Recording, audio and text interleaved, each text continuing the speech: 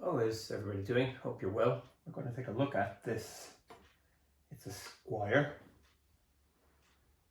custom Esquire. This is the only Squier I own now. I'll tell you why I like Squiers and why I don't like them as we go through this video. This one is a FSR, Fender Special Run. These came out in summer 2021. It's a Lake Placid blue 60s custom Esquire. An Esquire is a Telecaster with one pickup. It just has a pickup in the bridge. You have a master volume, master tone, three-way switching. The switch is back here. The pickup goes to jack with no tone when it's in the middle. The pickup goes to jack with the tone circuit. And out here you have a kind of a cut-off, which sounds very, very muted. Originally designed to become a little bit of a bass guitar through an amp back in the 50s. It's a very muffled sound. It's kind of unusable really. There's L-Rod mods and R-Law mods that make them a little bit more pronounced. But I find with this one, when you crank it through a distortion pedal here, you get a very blunt Gibson style overdrive, very warm, very full. So it does work for this anyway. So these, when I saw this, I got very excited. I thought, oh, look at that. I've had Squiers in the past. I've sold them all. I find with Squiers, especially the Classic Vibe series, because they're full thickness, the affinities used to be thinner, and I just don't like that. I like a guitar to be the full thickness, like USA. I think it's 44 or 46 millimeters thick. I don't like anything less. But anyway, these came out, and like I said, I had a few Squiers. I had some Strats, Classic Vibe Strats. I had the 50s version of this as well, which came in vintage blonde with a maple fingerboard. But this one, it's absolutely stunning. I mean, it is absolutely stunning. I mean, the finish, the fit and finish is incredible. These are made in Indonesia. I think it's ISSC. I think it's crafted in Indonesia by Cort or Cortex. I'm not sure. Again, I wasn't there, so I don't know. But these are fantastic. They even come with the acoustic style tuners, and we all know these are very, very nice. No stick out, nothing. But one thing I will say about Squiers as of now is that the necks are quite thin, and you know, compared to a MX or a USA, that is quite thin.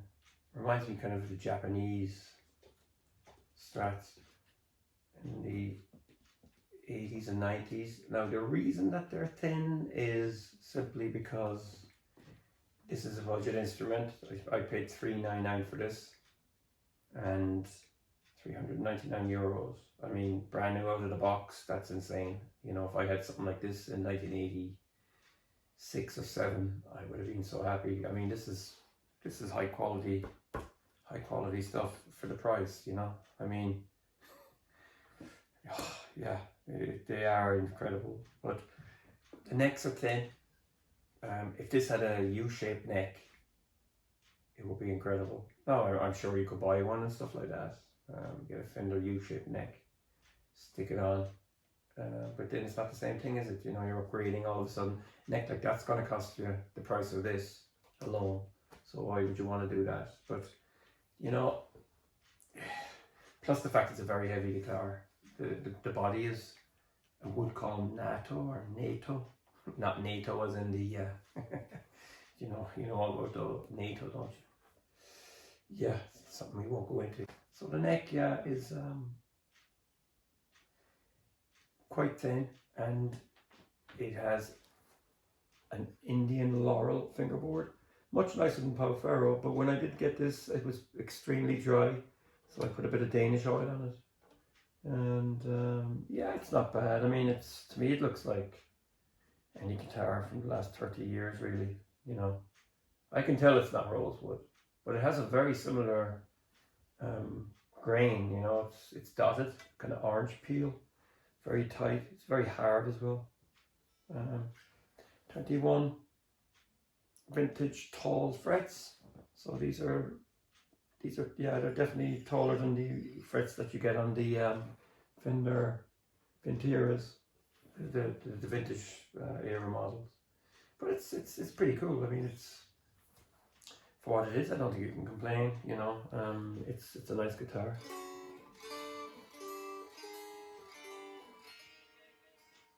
I find them slightly.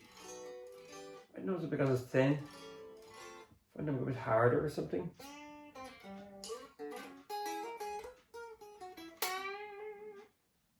Kind of stiff about it or something.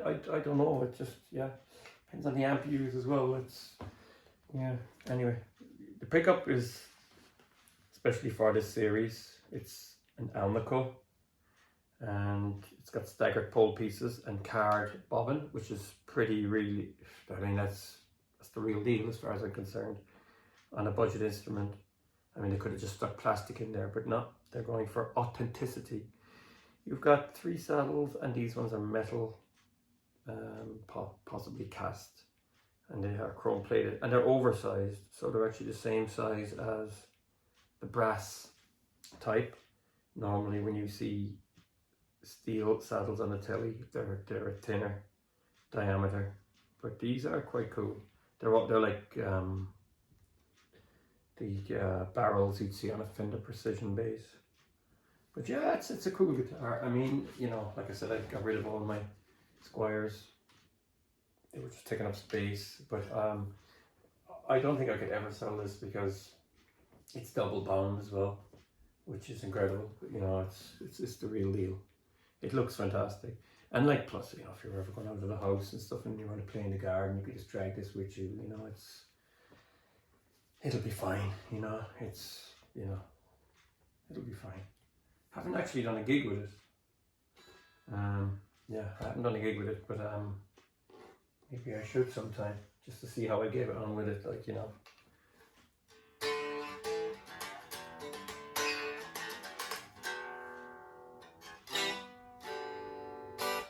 But for the money, you can't go wrong with these, and they are churning out some amazing looking guitars now. And yeah, so that's it. That's the custom Esquire. It's a 60s, obviously, because of the rosewood and the lack of a skunk drape. So yeah, it's 1960s style. Anyway, it's a beautiful guitar. So thanks for watching. Feel free to subscribe and take care.